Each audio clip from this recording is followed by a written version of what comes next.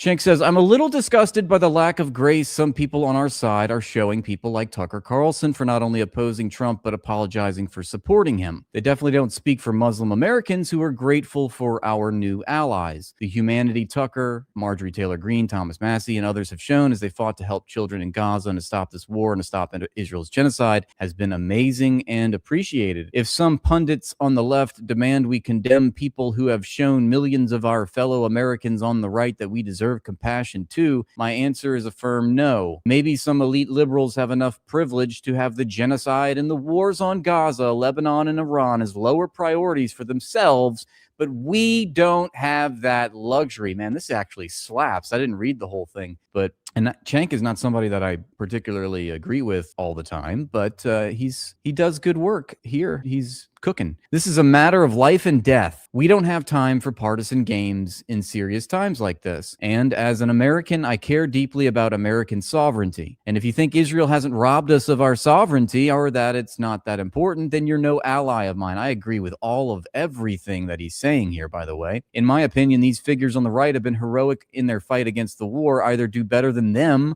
or have the decency not to criticize someone fighting harder than you. Well, it sounds like Destiny took that to heart because it was indeed attacking him. He is the quintessential enlightened centrist, the third positionist, the abovist that sits on the fence and pearl clutches at both sides. It's such a principled position to take, right? To sit on the fence and say, well, the opposition isn't pure enough for me, so I'm going to wait an eternity before I lend my rhetorical support to a cause. That's just helping fascism, you see? So anyway, all he does is he posts this picture, and the picture is basically a document called the Molotov-Ribbentrop Pact that was signed on August 23rd, 1939. You can see here it's and it was a non-aggression pact between the Nazis and the Soviets. And people, and I, at one point, I tell you, I was a shit lib, and I thought this was a very convincing argument. Before I learned more, before I understood more, before I reflected, and I took in more information, and I was like, oh, okay, maybe my conclusion should be amended. But this just set me off on a path because, you know, non-aggression pacts between two countries is not a sign of an alliance. It's not an evidence of horseshoe theory, okay? And there's all kinds of reasons you could throw out. One that comes to mind as an analogy, if we take the presence of a peace treaty to mean that two, states are now ideologically tied together and they're allied together in every single way. Can we apply that to the peace treaties that the Native Americans signed with the American colonists? Just because the natives signed a peace treaty with the colonists, the European colonists, doesn't indicate that they were actually friends and their ideologies were the same and they were just both as bad as the other. Thank you, Kier, for the second super chat. I sincerely appreciate it. See how Western apparatchiks also always reference the Soviet Germany Pact in 1939, but fail to mention every single European and Western state also had a non-aggression pact. Exactly. With Germany is, I think, what you mean, right, Kier? Because it's true. They also had non-aggression pacts. So it's I know I'm preaching to the choir to a lot of people here, but it's such a pedantic point, and we encounter it so much. If it wasn't so pervasive, if it wasn't so relevant to counterpoise these arguments with arguments of our own, then I wouldn't do it and I wouldn't waste my time. But just let me go through it because I was thinking about it a lot. So, obviously the best indicator of the historical record and its interpretation is not a flimsy piece of paper. If that was the case, do we accept that the Oslo Accords was a peaceful diplomatic resolution to end all hostilities between Israel and Palestine once and for all, simply on the basis that it was signed by both the PLO and Israel? Can a rhetorical document be capable of inaccurately representing reality to the point where it kind of becomes irrelevant to use in an argument about the actual historical record? Isn't it much more intellectually honest to look at the material events that transpired between these two countries, the actual kinetic war that took place, for example? Because let's not forget, World War II primarily, quantitatively, was a contest between Germany and the Soviet Union. The Soviet Union lost something like 27 million people. Germany lost close to 10 million people. They were the highest casualties of the war. The Eastern Front alone was devastating. That was the worst front in the entire war with the most casualties. The Battle of Stalingrad, the worst singular battle. And so we are pointing to this mountain of dead people who fought and died and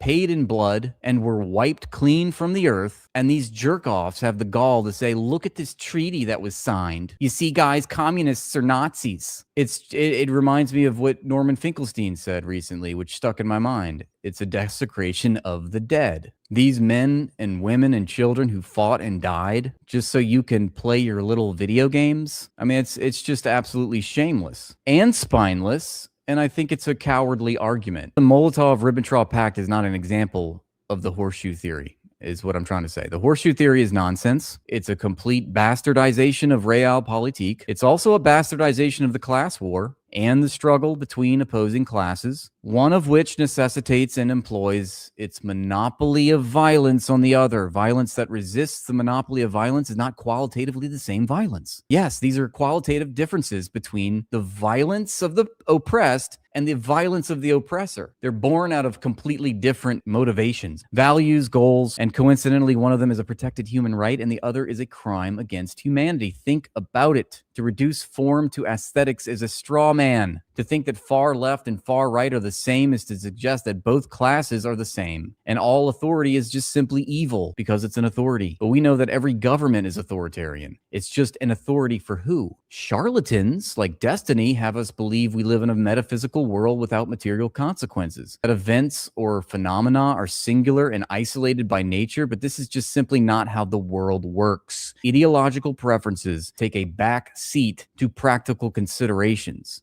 especially in times of war. Wars are fought because of competing economic systems. It is economy that drives politics. Wars are fought over resources, not religions. Whatever framework a war is given by the political state is ultimately cultural mystification. It is a given that it is a lie. What drove the Soviet Union to sign the non-aggression pact with the Nazis is because they literally didn't want to go to war with the Wehrmacht. Why would they allow the Germans to come up to their border? These people live in a fantasy world. Would the U.S. allow China to take Mexico? A more telling detail is that the Soviet Union was powerless to stop them and had to compromise, to stall for time, so they could prepare for the coming war, which they all knew was coming. Hitler made it known early in his political career, by the way, in the early 20s, that his ultimate aim was to destroy the Soviet Union and establish Lebensraum for the German people. Do you think Stalin was unaware of this? Stalin read Mein Kampf. The Soviet government was forged in a world war in the midst of both internal sabotage and external invasions. They knew if their nascent country didn't industrialize quickly, Germany would destroy them. That's precisely why the Soviet government, beginning in 1928, implemented their 5-year plans,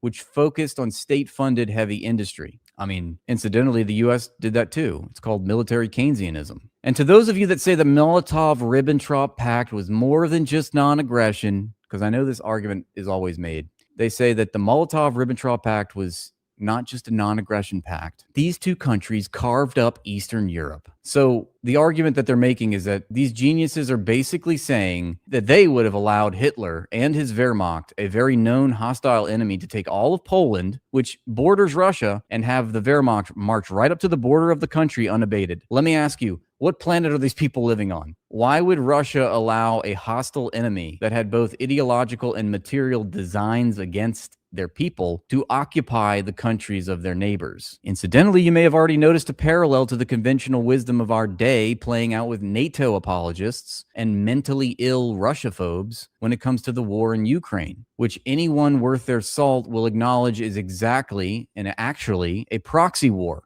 between the United States and Russia, and that Ukraine lost their independence to the CIA in 2014, but that's a completely different topic we won't have to get into. But as for the Soviet Union, they were up against a superior enemy in the Wehrmacht. It's like, why didn't the Soviet Union consult Destiny and consider his bright idea of letting the Wehrmacht march up to its borders? It's just not a serious argument. These are video game nerd pseudo-intellectuals armchairing geopolitics from their living room to compensate for their lack of a spine. And I understand I'm also armchairing geopolitics, but I'm doing so in a principled way, at least. At least I'm objective in my analysis, and I don't just consider things from one perspective. So the horseshoe theory is the shield of the enlightened centrist. It allows him to dutifully and nobly and bravely sit on the fence and point fingers at both sides. The abovist who is so high-minded he will wait in eternity for his pure cause to appear. Ideologically and metaphysically pure, of course, completely unencumbered of the real world. That way, when it predictably never shows up, he never has to leave his house. He can just keep on yapping away with excuses of why he can't do anything.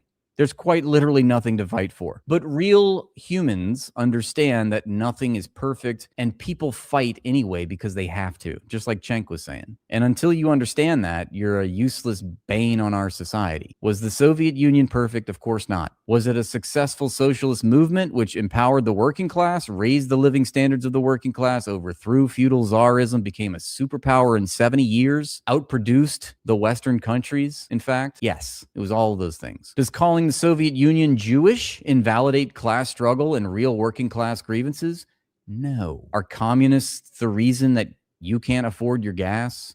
No. Are communists the reason that 192 million Americans can't afford basic human dignity? No. But as was said before, picking neutrality is siding with the aggressor. Choosing to do nothing only helps one team. In the end, you unwittingly mouth to the world you are a reactionary, and if everyone thought like you, we would have never abolished things like slavery. Let's go to black shirts and reds. Let's just read a little bit, okay? Some people ask me, like, what books should I read? This is a book you should read. It's called Black Shirts and Reds. It's by Michael Parenti, R.I.P. He died earlier this year, or last year, I can't remember. This chapter is called Left Anti-Communism. This is exactly liberals like Destiny, calling them out. All right, so he says, in the United States for over 100 years, the ruling interests tirelessly propagated anti-communism among the populace until it became more like a religious orthodoxy than a political analysis. During the Cold War, the anti-communist ideological framework could transform any data about existing communist societies into hostile evidence. If the Soviets refused to negotiate a point, they were intransigent and belligerent. If they appeared willing to make concessions, this was but a skillful ploy to put us off our guard. By opposing arms limitations, they would have demonstrated their aggressive intent. But when in fact they supported most armament treaties, it was because they were mendacious and manipulative. If the churches in the USSR were empty, this demonstrated that religion was suppressed. But if the churches were full, this meant the people were rejecting the regime's atheistic ideology. If the workers went on strike, as happened on infrequent occasions, this was evidence of their alienation from the collectivist system. If they didn't go on strike, this was because they were intimidated and lacked freedom. A scarcity of consumer goods demonstrated the failure of the economic system. An improvement in consumer supplies meant only that the leaders were attempting to placate a restive population and so maintain a firmer hold over them. If communists in the U.S. played an important role struggling for the rights of workers, the poor African Americans, women, and others, this was only their guileful way of gathering support among disenfranchised groups and gaining power for themselves. We still hear the same rhetoric towards China now, as China offers literally a better deal than U.S. imperialism. Who would have thought? How one gained power by fighting for the rights of powerless groups was never explained. Yeah, it's true.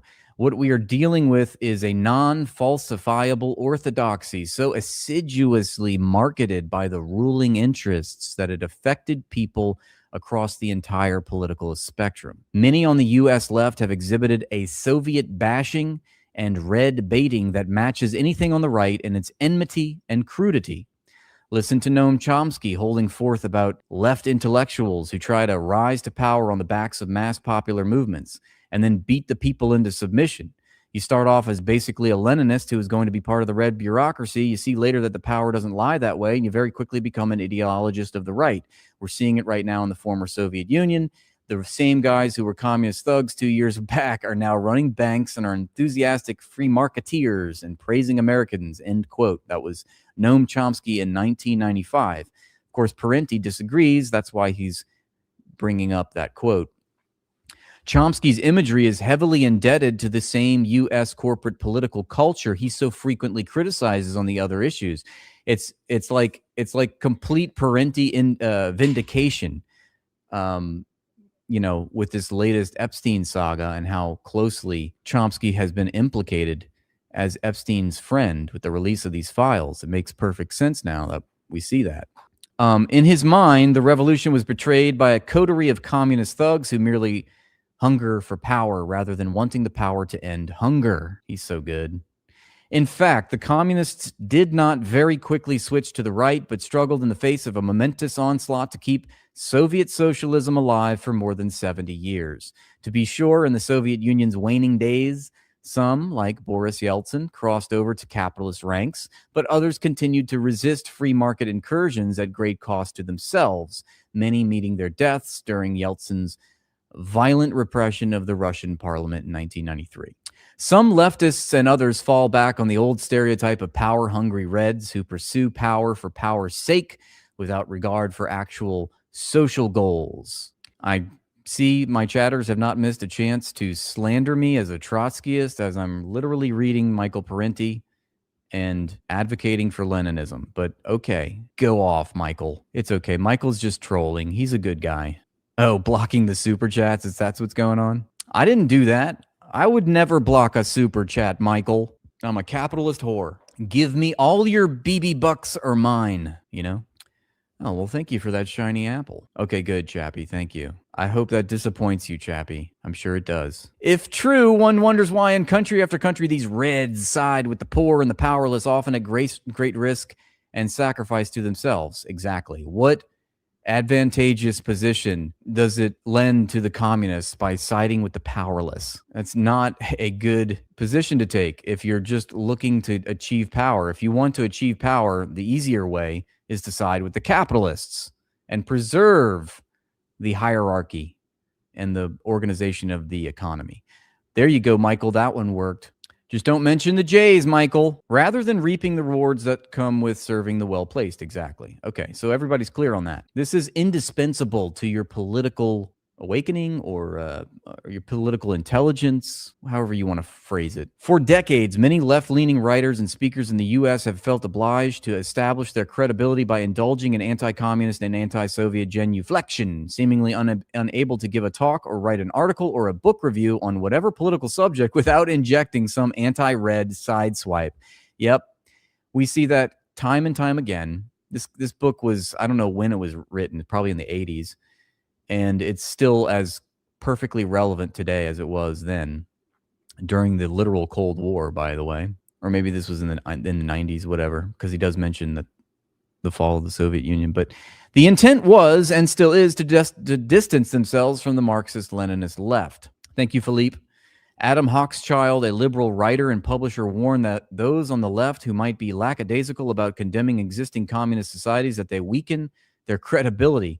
In other words, to be credible opponents of the Cold War, we first had to join in Cold War condemnations of communist societies. Ronald Radosh urged that the peace movement purge itself of communists so that it not be accused of being communist. If I understand Radosh, to save ourselves from anti-communist witch hunts, we should ourselves become witch hunters. Yeah, purging the left of communists became a long-standing practice, having injurious effects on various progressive causes. For instance, in 1949, some 12 unions were ousted from the CIO because they had Reds in their leadership. The purge reduced CIO membership by some 1.7 million and seriously weakened its recruitment drives and political clout. In the late 40s, to avoid being smeared as Reds, Americans for Democratic Action, ADA, a supposedly progressive group, became one of the most vocally anti-communist organizations. The strategy did not work. ADA and others on the left were still attacked for being communist or soft on communism by those on the right. Then and now, many on the left have failed to realize that those who fight for social change on behalf of the less privileged elements of society will be red-baited by conservative elites, whether they are communists or not. For ruling interests, it makes little difference whether their wealth and power is challenged by communist subversives or loyal American liberals. All are lumped together as more or less equally abhorrent. Even when attacking the right, left critics cannot pass up an opportunity to flash their anti-communist credentials. So Mark Green writes in a criticism of Reagan that when presented with a situation that challenges his conservatives' catechism, like an unyielding Marxist-Leninist, Reagan will change not his mind, but the facts. While professing a dedication to fighting dogmatism, both of the right and the left, individuals who perform such de rigueur genuflections reinforce the anti-communist dogma. Red-baiting leftists contributed their share to the climate of hostility that has given U.S. leaders such a free hand in waging hot and cold wars against communist countries, and which even today makes a progressive or even liberal agenda difficult to promote. All right, so it's a little bit, I won't read the whole book, obviously, but this is a really awesome book